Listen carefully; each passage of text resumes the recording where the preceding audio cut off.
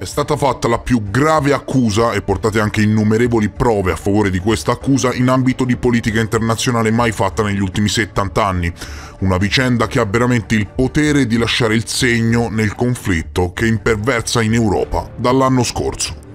Da un anno i media di regimi occidentali ci propinano falsità di parte che al pari della propaganda russa non fanno altro che tirare l'acqua al proprio mulino e ultimamente stanno facendo di più a livello sociale proprio chi prova ad alzare la voce fuori dal coro, chi prova a proporre altri punti di vista che non siano quelli socialmente accettati o viene preso per pazzo o bannato o messo in shadow ban. Ecco, niente di nuovo alla fine, se ci pensiamo questo tipo di censura mediatica viene messa in atto già dall'inizio del 2019, fin dal momento in cui qualcuno si è arrogato il potere di classificare questa o quella determinata informazione come fake news. La peggiore delle psyop, screditare socialmente un argomento mettendo in ridicolo chi lo promuove per non far saltare fuori la verità. Ebbene, cosa farà chi di dovere quando a parlare e a ricostruire una storia devastante è stato proprio un giornalista premio Pulitzer fra i più autorevoli del mondo? La vedo dura, no? Questa è una corsa alle armi, eminenze del settore a livello internazionale sono stati molto chiari in merito, non è mai e poi mai stata proposta neanche un briciolo di diplomazia, non si è fatto altro che sfruttare il panorama geopolitico attuale per alimentare la guerra con la fornitura di armi. Il tentativo di estromettere la Russia dal panorama economico internazionale è amaramente fallito, e questo è stato ampiamente provato dal Forum economico di San Pietroburgo da poco concluso, che è risultato essere quello a cui hanno partecipato più paesi stranieri nella storia. Nuove alleanze si stanno rafforzando, guarda Russia e Cina, prova anche del fatto che la Russia costruirà un mega gasdotto che passando per la Mongolia arriverà in Cina, e per gli interessi internazionali degli Stati Uniti e della NATO è stata utilizzata come vittima sacrificale l'Ucraina. In questo video, cari signori, io e l'amico Matteo Gracis esponiamo una volta per tutte lo sporco che c'è sotto all'operazione Nord Stream. I sismologi svedesi hanno registrato 2 esplosioni prima delle perdite proprio dove passa il gasdotto, il cui flusso, che era già stato ridotto, ora è stato completamente interrotto. L'Ucraina accusa la Russia e parla di attacco terroristico nei confronti dell'UE. L'Ucraina accusa la Russia e parla di attacco terroristico nei confronti dell'UE. L'Ucraina accusa la Russia e parla di attacco terroristico nei confronti dell'UE. E invece no! Attenzione, e invece no, a distanza di qualche mese è venuto fuori, cari amici, che indovina, non è stato un attacco terroristico della Russia, ma indovina di chi? Dai, non lo diresti mai, vero? Scommetto che se tiri a caso non indovini, ebbene sì, degli Stati Uniti d'America. If Russia invades, that means tanks or troops crossing the border of Ukraine again, then there will be no longer a Nord Stream 2. We will bring an end to it. Secondo il premio Pulitzer Seymour Hersh, gli americani con il supporto della Norvegia avrebbero attaccato i gasdotti. Ribadisco che le Nazioni Unite non sono in grado di verificare o confermare alcune delle informazioni relative agli incidenti ai gasdotti Nord Stream nel settembre 2022 e che attendiamo i risultati delle indagini nazionali in corso. Tutti, cari amici, comprese le Nazioni Unite, si stanno letteralmente girando dall'altra parte. Lo ha riferito la responsabile degli affari politici dell'ONU, Rosemary DiCarlo, alla riunione del Consiglio di sicurezza chiesta dalla Russia. Ma ora, signori, ma davvero avete creduto a suo tempo alla narrativa secondo cui la Russia si è autosabotata un progetto da 24 miliardi? Ecco, basterebbe dire questo, no? Secondo l'inchiesta del giornalista indipendente americano Seymour Hersh, premio Pulitzer, sommozzatori statunitensi avrebbero piazzato degli esplosivi sotto il Nord Stream che sono stati successivamente attivati dalla Norvegia. E sia per la Russia che per ogni altra fonte giornalistica onesta, e ripeto onesta, al mondo, e tra poco lo vedremo, la profondità delle informazioni sono sorprendenti. Anche per chi si intende di operazioni militari di questo tipo, evidentemente il giornalista americano, ricordiamolo, non russo, il giornalista americano Seymour Hersh, non si abbia poi a dire che magari è di parte, aveva una fonte all'interno dell'operazione, ok? Aveva sicuramente una fonte. E non parliamo del primo giornalista investigativo in cerca di visibilità, ma di un ricercatore che a suo tempo portò a galla la strage di My Lai compiuta in Vietnam dall'esercito statunitense, inchiesta per cui vinse il premio Pulitzer. La fonte di questa ricostruzione è talmente potente e autorevole che gridare ai vaneggiamenti di un anziano giornalista non convince nessuno. Ha voglia a smentire alla Casa Bianca, cosa volete che fanno? Volete che confermano pure dopo una tale fuga di notizie non autorizzate? Ovvio che negano, no? Ma ha voglia a smentire, le smentite non convincono nessuno. O almeno nessun ricercatore serio e onesto. E se hai dubbi e sei già lì a blaterare, aspetta alla fine del video che ti espongo il contenuto dell'inchiesta, così dopo, se vuoi, poi ne parliamo, va bene? Ecco, resta fino alla fine del video se sei titubante e vediamo dove si va a parare, perché io tra poco ti leggerò, ti espongo tutto il contenuto dell'inchiesta, proprio a livello di dettagli militari, ok? Vediamo poi chi ha da dire qualcosa. Addirittura Biden annunciò questo tipo di operazione ad un comizio già a suo tempo, quando minacciava cosa avrebbe fatto la CIA se la Russia avesse invaso l'Ucraina, e dopo ne parla l'amico Matteo. Ecco, fatevi questa domanda: cosa sarebbe successo se la Russia avesse danneggiato strutture strategiche degli Stati Uniti? Un atto di guerra, no? Per il giornalista americano, gli Stati Uniti, senza ombra di dubbio, in collaborazione con la Norvegia, hanno condotto un'operazione segreta di sabotaggio per distruggere il Nord Stream, ma c'è di più. Ad alti livelli, la notizia non sembra interessare una commissione di inchiesta adeguata. E quanto è grave questo? Riguardo la bozza di risoluzione russa che chiede al segretario generale Antonio Guterres di istituire una commissione internazionale indipendente per indagare sul sabotaggio del Nord Stream 1 e 2, Nebiensa, rappresentante permanente della Russia alle Nazioni Unite, ha detto: sembra che gli esperti occidentali non abbiano alcun interesse ad un'inchiesta internazionale per capire quanto accaduto.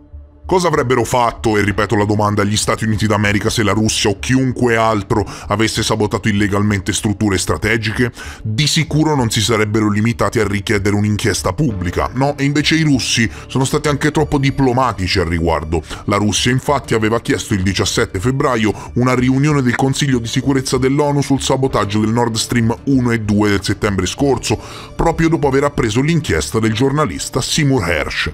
Le autorità riferiscono che si tratta niente di meno che di un attacco terroristico, in primis contro la Russia, ma anche contro la Germania, che è stata letteralmente umiliata agli occhi del mondo. E qual è il risultato? Il risultato è il silenzio istituzionale, perché a farlo sono stati coloro che, a quanto pare, tutto possono e tutto vedono: gli Stati Uniti. E se a suo tempo il capo dell'Unione Europea Ursula von der Leyen pronunciava testuali parole a France 24, ossia che ci sarà la risposta più forte possibile a qualsiasi interruzione delle infrastrutture energetiche europee, perché adesso che il mondo intero ha appreso con tanto di dettagli militari e formali che l'ordine è arrivato da Washington, fate tutti finta di niente? Si tratta probabilmente di una delle notizie, delle inchieste, degli scoop giornalistici più importanti del secolo, eppure la stampa sembra stia facendo di tutto per non parlarne, anzi. A me pare che i mass media occidentali stiano facendo del loro meglio per tentare di nascondere la questione attraverso le solite armi di distrazione di massa. Secondo il giornalista premio Pulitzer Seymour Hersh, gli USA hanno fatto saltare il Nord Stream, ovvero il gasdotto nel Mar Baltico che trasporta il gas tra Russia e Germania. Inizialmente, quando successe il fattaccio nel settembre 2022, la stampa internazionale si affrettò ad incolpare la Russia di autosabotaggio. Ma indipendentemente dalle prove, le fonti, eccetera, anche solo a livello logico, è molto più plausibile che questo attacco sia stato portato a termine dagli Stati Uniti, tanto più se, come è successo, l'avevano anche annunciato e promesso. Già, perché il 7 febbraio 2022 il presidente americano Joe Biden, durante una conferenza stampa, dichiarò testuali parole: se la Russia invade l'Ucraina non ci sarà più un Nord Stream 2, metteremo fine a questo progetto. E quando un giornalista gli chiese in che modo avrebbero messo fine a tale progetto, lui rispose: vi garantisco che saremo in grado di farlo. How will you do that? exactly, since the project and control of the project is within Germany's control? We will, I promise you, we'll be able to do it. Ora, alcuni dicono, ma non basta accusare gli USA di questo attentato, bisogna portare le prove. Ma l'inchiesta di Seymour Hersh è particolarmente dettagliata. Stiamo parlando di un giornalista con una carriera, un'esperienza e una professionalità incredibili. Adesso sono le autorità che devono indagare e seguire la traccia di Hersh per trovare conferma della sua tesi. Ed è inutile chiedere la fonte, perché l'anonimato della fonte è sacro nel giornalismo investigativo. E io non sto sostenendo che lui per forza di cose abbia mostrato e detto la verità assoluta. Sto dicendo però che vista la gravità dell'accusa bisogna assolutamente approfondire e verificare. Tanto più se le tesi, come in questo caso, oggettivamente sono plausibili.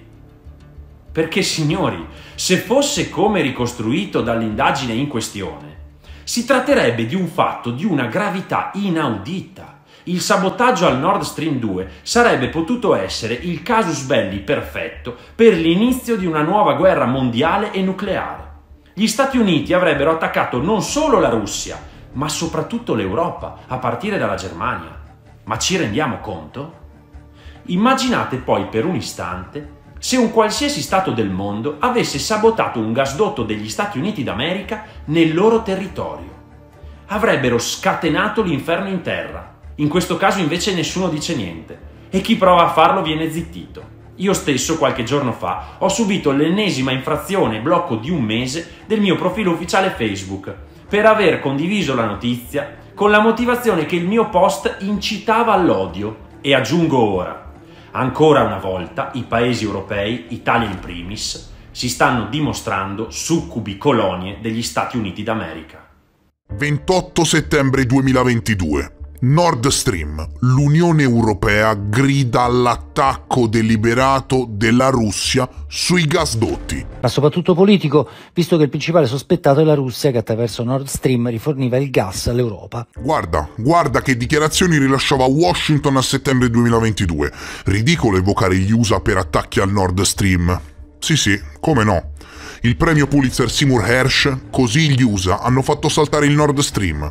La verità, cari signori, sia come sia, viene sempre a galla. Non esiste detto più veritiero. Già a dicembre 2022 il Washington Post diceva: guardate che nonostante le accuse di America ed Europa alla Russia, non esistono evidenze che mettano in cattiva luce la Russia per quanto riguarda l'attacco ai gasdotti.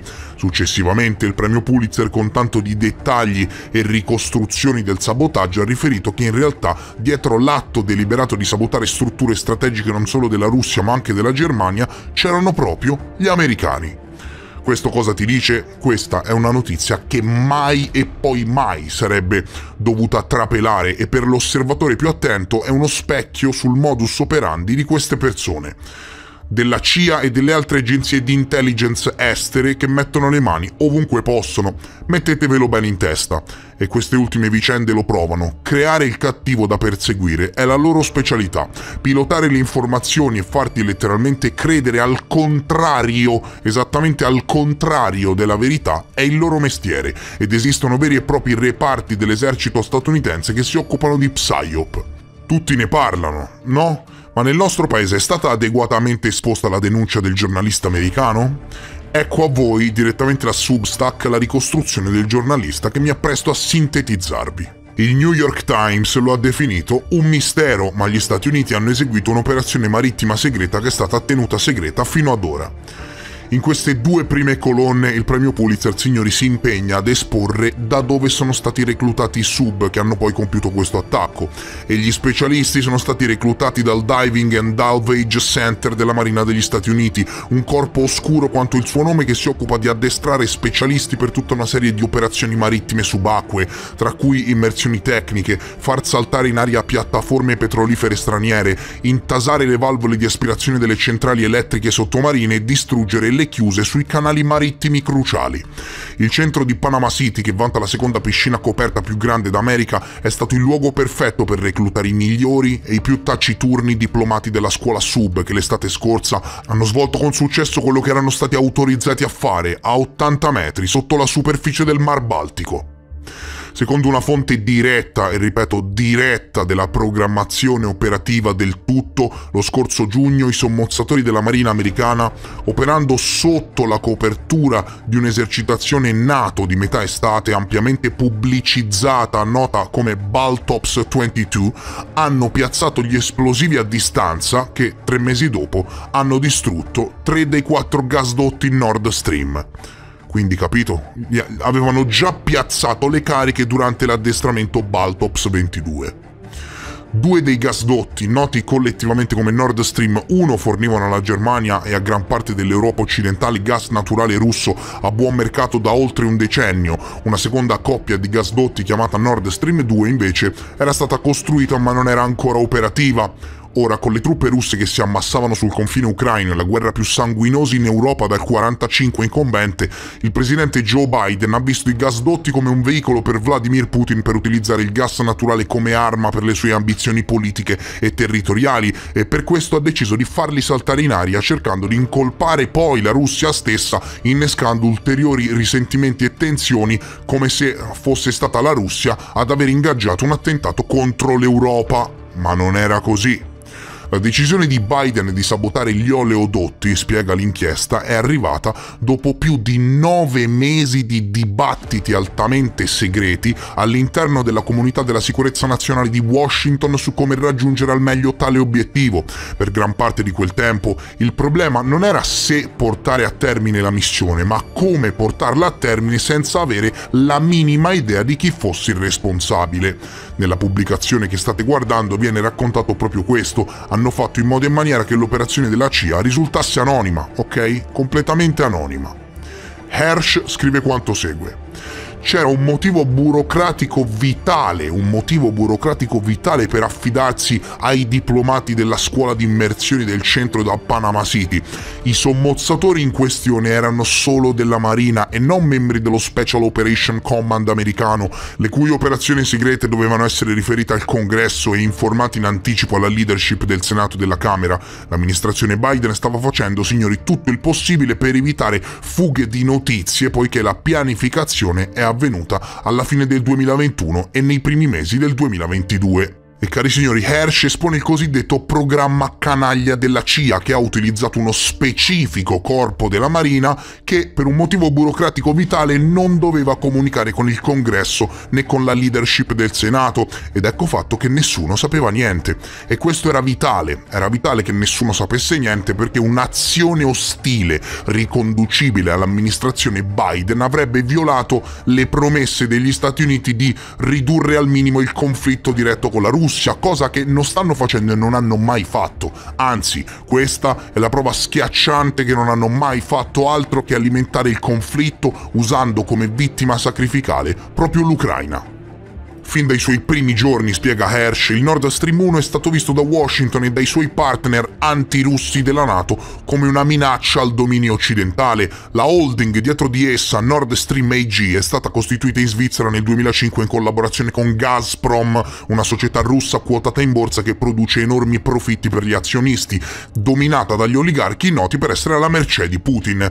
E quindi, fin dai primi giorni, signori, gli Stati Uniti videro questa enorme azione economica russa come una minaccia nel dominio americano dell'Occidente, e forse in questo si possono ricercare le motivazioni dello scoppio della guerra in Ucraina, una forte estromissione della Russia dalla fornitura europea di energia. I timori politici dell'America erano reali. Putin ora avrebbe avuto una fonte di reddito aggiuntiva e tanto necessaria, e la Germania e il resto dell'Europa occidentale sarebbero diventati dipendenti dal gas naturale a basso costo fornito dalla Russia, riducendo al contempo la dipendenza europea dall'America, no? E questo agli occhi degli Stati Uniti non poteva continuare. Il Nord Stream 1 era abbastanza pericoloso secondo la NATO e Washington, ma il Nord Stream 2, la cui costruzione è stata completata nel settembre del 2021, se approvato dai regolatori tedeschi, avrebbe raddoppiato la quantità di gas a basso costo che sarebbe stata disponibile per la Germania e per l'Europa occidentale, e a questo punto potete comprendere da soli quanto si sentivano minacciati gli Stati Uniti. In questa mega inchiesta, veramente alzo le mani, il premio Pulitzer fa un chiaro della questione militare, dei moventi economici, geopolitici relativi agli interessi internazionali, ripercorre la storia e spiattella tutta la verità dietro al sabotaggio dei gasdotti in modi mai visti prima nella storia. Spiega tutte le mosse dell'amministrazione Biden e dell'inversione sulla decisione americana di non sanzionare poi la holding che gestiva i gasdotti, così da limitare i danni che le sanzioni americane hanno provocato all'economia europea, e ogni sorta di dettaglio che ti può venire in mente. È tutto qui. Io condivido su Telegram il link all'inchiesta completa che vi invito a leggere. Vi invito veramente a leggere perché è la chiave per capire il conflitto in atto in Ucraina. L'attenzione dell'amministrazione, scrive l'inchiesta, si è concentrata ancora una volta sul Nord Stream, finché l'Europa è rimasta dipendente dai gasdotti per il gas naturale a buon mercato. Washington temeva che i paesi come la Germania sarebbero stati riluttanti a fornire all'Ucraina il denaro e le armi di cui aveva bisogno per sconfiggere la Russia. È stato in questo momento instabile che Biden ha autorizzato Jake Sullivan, il consigliere per la sicurezza nazionale, a riunire un gruppo interagenzia, quindi composto da più agenzie di intelligence, per elaborare un piano. E quindi al piano dei gasdotti hanno lavorato più agenzie di intelligence, CIA e quant'altro. Questo, signori, era il background, ok? Questo era tutto il background e i moventi politici, economici, geopolitici, eccetera. E poi l'inchiesta, suddivisa in diverse fasi, preannuncia letteralmente il piano militare e lo espone nei minimi dettagli, proprio a livello militare. E come è ovvio che sia, come ribadito anche dallo stesso Hersh, a rivelarlo fu una fonte con esperienza diretta nell'operativo, e mi sembra evidente, no? E spiega in questa fase dell'inchiesta che nel dicembre 2021, 2 mesi prima dell'invasione, su ordine di Biden, Jake Sullivan convocò tutta una serie di incontri top secret in una stanza sicura all'ultimo piano dell'Old Executive Office Building adiacente alla Casa Bianca, e secondo la fonte con conoscenza diretta del processo, lo stesso Sullivan voleva che il gruppo elaborasse un piano per la distruzione dei 2 gasdotti Nord Stream e che stava realizzando gli ordini del presidente. Questo fu pianificato in modo operativo durante un addestramento NATO, il Baltops 22, che permise agli americani di piazzare le testate e farle esplodere con l'aiuto dell'intelligence norvegese alcuni mesi più tardi. Questa inchiesta, signori, personalmente è una delle più devastanti che abbia mai letto, e siccome parla anche di tutto il background politico ed economico relativo alla guerra in Ucraina e al coinvolgimento di servizi segreti americani, a parer mio include una delle fughe di notizie non autorizzate più pericolose dei nostri tempi. Qui ci sono dei dettagli operativi veramente disturbanti a dire poco, e come sempre informarsi di proprio pugno è la chiave. Scommetto che chiunque si metta a leggere per intero questa inchiesta riderà di fronte alle smentite dei giornali di regime che parlano di una cosa ancora da confermare. Qui ci sono dei dettagli operativi veramente disturbanti. Nel corso dei successivi numerosi incontri i partecipanti hanno discusso le operazioni per un attacco. La Marina ha proposto di utilizzare un sottomarino appena commissionato per assaltare direttamente il gasdotto. L'Air Force ha discusso di lanciare bombe con micce ritardate che potrebbero essere attivate a distanza. La CIA ha sostenuto, insomma, che qualsiasi cosa fosse fatta avrebbe dovuto essere fatta in segreto. Tutti i soggetti coinvolti hanno compreso la posta in gioco. Questa non è roba da bambini, ha detto la fonte. Se l'attacco fosse riconducibile agli Stati Uniti sarebbe un atto di guerra. Cioè, voi non capite, signori, quanto sia pesante questa inchiesta. Questa potrebbe essere letteralmente l'inchiesta che svela un atto di guerra americano nei confronti della Russia. Un qualcosa che, come diceva Matteo Gracis, farebbe accendere i sistemi di puntamento nucleari. Ti parla di tutti i corpi di sommozzatori utilizzati con il supporto operativo della Marina, ti svela i peggio retroscena e i peggio dettagli. C'è di mezzo l'ex direttore della CIA William Burns, e si parla anche del coinvolgimento dell'NSA, della National Security Agency, che a detta dell'inchiesta si è riunita da qualche parte nell'area di Washington sotto copertura profonda e ha elaborato un piano utilizzando sommozzatori della Marina e un veicolo di salvataggio sottomarino, riuscendo dopo molti tentativi ed errori a localizzare il punto esatto del gasdotto russo che volevano attaccare. L'inchiesta di Hersh Parla anche di lei, Victoria Nuland, sottosegretario di Stato per gli affari politici. E non bastava la minaccia di Biden che parlava dell'invasione e del fatto che se la Russia avesse invaso avrebbero fatto saltare i gasdotti, ma 20 giorni prima il sottosegretario Nuland aveva consegnato essenzialmente lo stesso messaggio a un briefing del Dipartimento di Stato con poca copertura da parte della stampa. Voglio essere molto chiara con te oggi, ha detto in risposta ad una domanda: se la Russia invade l'Ucraina, in un modo o nell'altro il Nord Stream non andrà avanti. E quindi mi chiedo, no? Oggettivamente, cosa c'è da titubare? Sono stati fatti saltare dagli americani e lo avevano anche minacciato, sia il presidente stesso sia il sottosegretario di Stato. Fine. Ti consiglio di leggere per intero questa inchiesta perché parliamo davvero di qualcosa di fenomenale. Fenomenale è dire poco. A questo punto chi di dovere dovrebbe prendere in considerazione, visto che fino a prova contraria la legge uguale per tutti, di indagare gli Stati Uniti e a livello europeo di scegliere le sanzioni più adatte per punire questo atto terroristico perpetrato verso la Russia e verso l'Europa intera, che si è vista schizzare alle stelle il gas perché non poteva più contare sulle forniture a buon mercato della Russia. Credetemi se vi dico che dietro a questo conflitto ci sono solo ed esclusivamente gli interessi nazionali degli Stati Uniti, e credetemi se vi dico che questa inchiesta del premio Pulitzer è solo la punta dell'iceberg. Questo video ha semplicemente lo scopo di farti approfondire la vicenda, perché personalmente avrò detto solo il 5% di quello che c'è scritto nell'inchiesta, ok? Leggitela, veramente leggitela, fidati. Lo scopo è quello di farti assolutamente approfondire queste dinamiche in modo che tu riesca a comprendere come si deve, come stanno davvero le cose. Ringrazio l'amico Matteo Gracis per essere passato di nuovo con un intervento e, cari signori, per oggi è davvero tutto. Mi raccomando, se hai intenzione di promuovere l'informazione libera in questo paese e pensi che ce lo siamo meritati, lascia un like al video. E se sei nuovo e ti piacciono i temi che affronto, ti invito caldamente ad iscriverti a questo canale YouTube. Per oggi, cari amici, è tutto e io vi rimando al prossimo episodio. Adieu!